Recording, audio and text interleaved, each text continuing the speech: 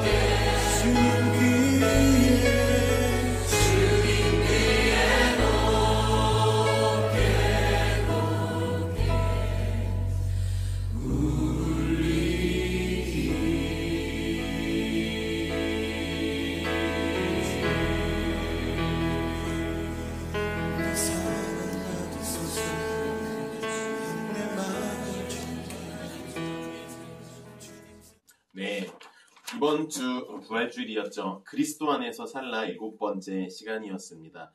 말씀 제목은 교회의 머리 되신 그리스도라고 하는 제목으로 말씀을 주셨습니다. 먼저 아이스 브레이킹 한번 해볼까요? 네, 손바닥을 대서 손바닥이 제일 큰 목장원은 누군지, 손바닥이 제일 작은 목장원은 누군지 한번 나눠보시기 바랍니다. 제일 큰 사람과 제일 작은 사람을 한번 뽑아보시고요. 두 번째는 각자 자기의 생일이 몇 월 며칠인지 한번 돌아가면서 말해 보시고, 또 가장 이제 최근에 생일이 지나갔던 분께 박수를 드리도록 하겠습니다. 네, 그리고 또 가장 최근에 생일이 앞으로 돌아올 분이 있다면 또 그분에게도 한번 박수를 쳐볼까요? 네, 참고로 제 생일 얼마 안 남았습니다. 네, 농담입니다. 네, 교회의 머리 되신 그리스도, 골로새서 1장 18절부터 19절까지 말씀으로 우리에게 부활절 말씀을 주셨는데요. 여러분, 예수님이 부활하셨다라는 것이 우리와 무슨 상관이 있습니까? 예수님께서는 부활의 첫 열매가 되신 것이죠. 우리 모두가 다 하나님의 자녀는 부활하는데 가장 처음 부활하는 자, 바로 그 첫 열매가 예수님이라는 것입니다. 이 한 나무에서 열매가 이제 맺기 시작하면 그 다음부터 열매가 이렇게 계속 주렁주렁 자라지 않습니까? 어떤 종류에 따라서 다르겠지만 이 과일나무, 즉 이제 실과를 심으면 첫 해부터 바로 막 열매가 열리고 그러진 않지 않습니까? 어떤 나무는 3년, 어떤 나무는 뭐 4년, 5년 정해진 횟수가 지나가야 그때부터 처음 열매가 맺히고 그 다음부터 이제 열매가 맺히는 거죠. 부활의 첫 열매가 되신 분이 바로 예수님이셨습니다. 그래서 우리도 그 주님이 다시 오시는 날 그때 우리도 같이 부활하게 되는 것이죠. 뿐만 아니라 이 부활이 우리에게 큰 의미가 되는 것은요. 부활하시면서 예수님께서는 성령을 보내주시겠다고 약속하셨고 승천하신 후에 그 약속대로 성령을 보내주셨죠. 처음 이 성령을 체험한 무리들, 그 부활의 증인들, 그들이 바로 성령을 임재를 받고 성령의 충만함을 받고 그곳에서부터 교회가 시작되어지지 않았습니까? 그래서 이 부활을 통해서 시작된 것이 또 하나님의 교회입니다. 그래서 우리는 이 부활절에 이 교회의 머리 되시는 그리스도가 우리에게 어떤 의미가 되시는지 우리가 그것을 함께 나눠보고자 하는데요. 오늘 본문에서 18절 보면 바로 그 교회의 머리를 그리스도라고 밝히 가르쳐주고 계시죠. 자, 교회의 머리 누구입니까? 오늘 본문을 보니까 그의 몸인 교회의 머리시라. 그러니까 교회의 머리는 그리스도시고 반대로요. 교회는 예수님의 몸인 것이죠. 몸된 교회인 것입니다. 자, 그렇다면 교회의 머리 되신 그리스도가 우리의 삶에는 어떤 의미가 있을까요? 자, 첫째로는 그리스도를 주인으로 삼아야 합니다. 그리스도를 주인으로 삼아야 합니다. 주님이 교회의 머리라는 말은요. 다시 말하면 교회의 주인이라는 것입니다. 교회의 주인은 누구세요? 바로 예수님이십니다. 마태복음 16장 18절에 보면 베드로의 신앙 고백을 듣고 나서 예수님께서 이렇게 말씀하시죠.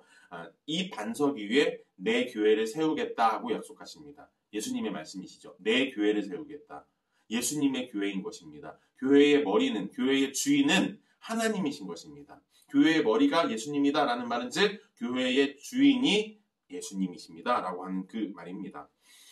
주님이 교회의 주인, 머리이시기 때문에 주님 뜻대로, 아버지의 뜻대로 이 교회가 세워져야 합니다.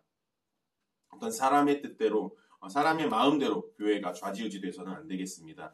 담임 목사님께서 간증을 잠깐 하셨는데요. 너무나 사역에 또한 교회 일에 좀 지쳐하고 힘들어하고 있을 때 한 성도님이 이렇게 이야기했다고 하죠. 목사님, 우리 교회의 주인은 하나님이신 줄 알았는데 그렇게 염려하시고 걱정을 하고 힘들어하시는 모습을 보니까 교회의 주인이 목사님이셨군요. 이렇게 이야기를 하셨고 그 말을 들은 목사님께서 크게 깨달으셨다라고 하시죠. 맞습니다. 그러면서 나는 청직이고 그리고 담임 목사님은 바로 예수님의 담임 목사님이시고 나는 분목사다. 라고 이렇게 말씀하셨다고 하시죠. 네, 그러면 담임 목사님도 분목사님, 저도 분목사님. 네, 네, 농담입니다. 너무 진지해서 제가 농담 한번 했습니다. 맞습니다. 물론 직책상 담임 목사님의 이름으로 이은복 목사님이 들어가 있지만 이 교회의 머리는, 교회의 주인은 예수님이십니다. 우리의 인생도 마찬가지죠. 우리의 인생의 주인, 우리 인생의 머리 되시는 분 누구십니까? 바로 예수님이십니다. 내가 내 인생의 주도권을 잡고 내 마음대로 좌지우지하고 내가 이쪽으로 성공의 길로 가려고 해도요. 나의 주인 되시는 예수님이 움직이지 아니하신다면 또한 예수님이 원하는 방향이 아닌 내 욕심이 어떤 나의 욕망이 이끄는 방향으로 내 인생이 나아간다고 한들 그곳에 어떤 기쁨이 있겠습니까? 어떤 소망이 있겠습니까? 아무것도 없지요. 우리의 인생의 주인은 하나님이십니다. 그래서 그것을 기억하게 하시려고 만든 것이 하나 있는데 그것이 11조입니다. 너의 것은 너의 것이 아니라 우리에게 주신 모든 것은 하나님의 것이다 라는 것을 기억하게 하시려고 만드신 것이 11조죠. 그러니까 11조는 내 것을 하나님께 드리는 것이 아닙니다. 모두가 다 내가 가지고 있는 것은 모두가 다 하나님의 것인데 하나님의 것을 하나님에게 드릴 뿐이지요. 네, 여러분 하나님의 것을 하나님께 드리는 것뿐입니다. 내 것을 드리는 게 아님을 명심하십시오. 두 번째로 교회의 머리가 되신 그리스도다라는 것은요. 그리스도의 충만으로 우리가 살아야 함을 의미합니다. 19절 말씀에 보니까 아버지께서 모든 충만으로 예수 안에 거하게 하시고 이렇게 말씀하십니다.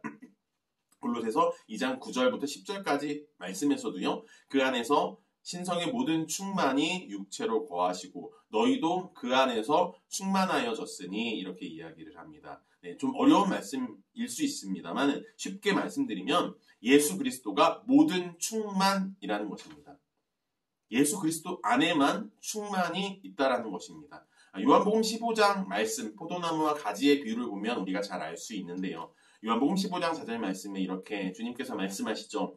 내 안에 거하라, 나도 너희 안에 거하리라.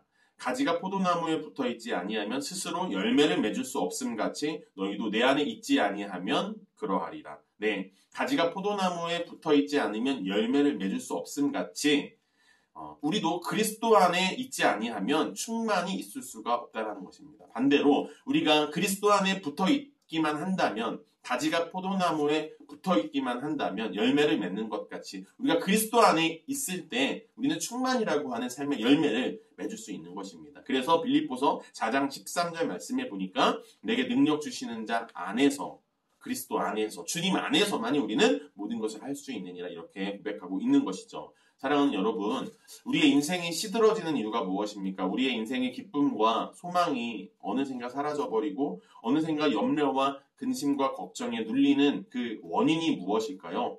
내 인생의 충만 되시는, 내 인생의 충만의 근원 되시는 그리스도, 그분께 맡기지 않고 내가 해결하고자 이리 뛰고 저리 뛰고 있기 때문은 아닐까요? 사랑하는 여러분, 내가 열매 맺으려고 낑낑대는 인생이 아니라 나의 인생의 그 운전대를 주님께 맡겨드리고 모든 내 인생의 충만의 근원이신, 내 인생의 머리 되시는, 내 인생의 주인 되시는 그분께 우리의 삶을 부활의 주님께 맡겨드리는 그런 저와 여러분이 됐으면 좋겠습니다. 네, 우리 점검 질문입니다. 교회의 머리는 누구입니까? 그리스도시죠. 교회의 머리는 그리스도이십니다. 장로님이신가요? 아니면 권사님? 아닙니다. 담임 목사님? 아니고요. 교회의 머리는 그리스도이십니다. 자, 두 번째입니다. 너의 인생의 주인은 하나님이다 라는 것을 기억하게 하시려고 하나님께서 만드신 것이 있지요. 그것이 11조입니다. 넓게 보면 예물, 헌금이라고도 할 수 있습니다.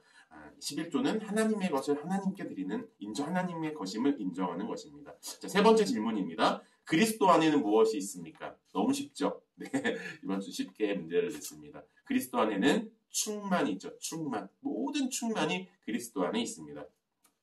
네, 적용 질문입니다. 내 삶의 어느 영역을 주인 되시는 하나님께 맡겨야 할까요? 제일 맡겨지지 않는 것을 한번 나누어 보셨으면 좋겠습니다. 자녀가 될 수도 있겠죠. 다른 것은 너무나 잘 맡겨지는데 이 사업의 영역에만큼은, 장사의 영역에만큼은 하나님께 맡겨지지가 않고 그냥 밤새 고민하고 밤새 계산하고 있는 그런 여러분의 모습이 있다면 나누어 봅시다. 아니면 어떤 직장에서의 사람과의 관계도 있을 수가 있겠고요. 그리고 아니면 나의 어떤 건강 문제, 하나님께 맡겨야 하는데 내 건강은 물론 우리가 운동도 하고 건강하게 식습관도 유지해야 하지만 그렇다라고 해서 내가 무결하게 그렇게 내 아이 건강을 100% 지킬 수 있습니까? 그것도 하나님께 맡겨야 하죠. 하나님께 맡겨지지 않는 것, 내가 꽉 쥐고 있는 것이 무엇인지 한번 나누어 보셨으면 좋겠습니다. 그 다음 적용 질문은 아무것도 없음에도 불구하고, 아무것도 없었는데 그리스도만으로 충만했던 경험이 있으십니까? 그리스도만으로 기쁘고 감사했던 기억이 있으시다면 여러분 한번 그 경험을 나누어 보셨으면 좋겠습니다. 있으시죠? 네, 분명히 있습니다. 주머니에 아무것도 없는데 그런데 너무나 가득 찼던 그때, 물론 지금 현재 그런 은혜가 있다면 나누어 주셔도 좋고요. 과거에 간증이 있다면 그것을 고백하면서 그래 맞아, 내가 그때가 있었지. 정말 힘들고 가진 것은 없었지만 하나님이 주신 은혜로 인하여 충만했던 기억, 경험이 있으면 한번 나누어 보셨으면 좋겠습니다. 저는 언제였을까요? 네. 한 가지 생각나는 것은 제가 2018년도 10월 달에 처음 이 축전지구촌교회를 만났을 때, 용인으로 이사를 왔을 때가 생각이 나는데 그때 처음 정말 월세방으로 아주 작은 투룸에서 처음 다시 모든 것을 다시 시작한다라는 마음으로 이렇게 사역을 시작했었는데 그때 아주 작은 투룸에서 우리 세 가족이 방에서 도저히 잘 수가 없어가지고 짐 때문에요. 거실에서 이불 깔아놓고서 셋이서 침대도 없이 이렇게 같이 세 가족이 하송이 저와 아내가 학교도 다니고 알바도 하고 주말에는 파트 사역으로 교회에서 청소년 지구 사역도 하고 그러는데 그때 정말 아무것도 없었거든요. 네, 아무것도 없었는데 그때 너무너무 기쁨과 감사가 충만했던 기억이 있습니다. 자고 일어나면 하나님이 쌀도 주시고 자고 일어나면 김치도 주시고 꼭 먹을 것뿐만 아니라 은혜로 채워주시고 또 넘치게 기쁨을 안겨주셨던 때가 생각이 나는데 그때의 그 은혜를 저도 다시 회복해야 할 것 같습니다. 네, 우리 사역 나눔으로 들어가 보겠습니다. 네, 5월 첫 주부터 교육부장님, 5월 첫 주부터 목장교회의 길 정교인 교육 과정이 시작이 됩니다. 네, 그리고 선교부장 안내입니다. 4월 22일부터 5월 3일까지 있을 담임 목사님과 함께 출발하는 그리스 터키 성지순례 선교팀을 위해서 여러분 기도해 주십시오. 무사히 잘 다녀올 수 있도록, 그리고 가는 모든 그 과정 가운데 안전하게 다녀올 수 있도록, 그리고 그리스도와 터키 그 나라를 위해서 기도해 주십시오. 중보기도 부장님 안내입니다. 공동기도 제목과 목회자를 위하여 또 그리고 목장의 기도 제목을 위해서 여러분 같이 기도해 주시고 안내해 주셨으면 좋겠습니다. 특별히 이번에 부활절 우리가 전도 지원을 나갔던 5곳의 미자립 교회가 있는데요. 여러분이 속한 마을이 갔었던 미자립 교회가 생각나시죠? 그 교회를 위해서 또 그곳에 있는 목회자들과 성도들을 위해서 여러분 기도해 주십시오.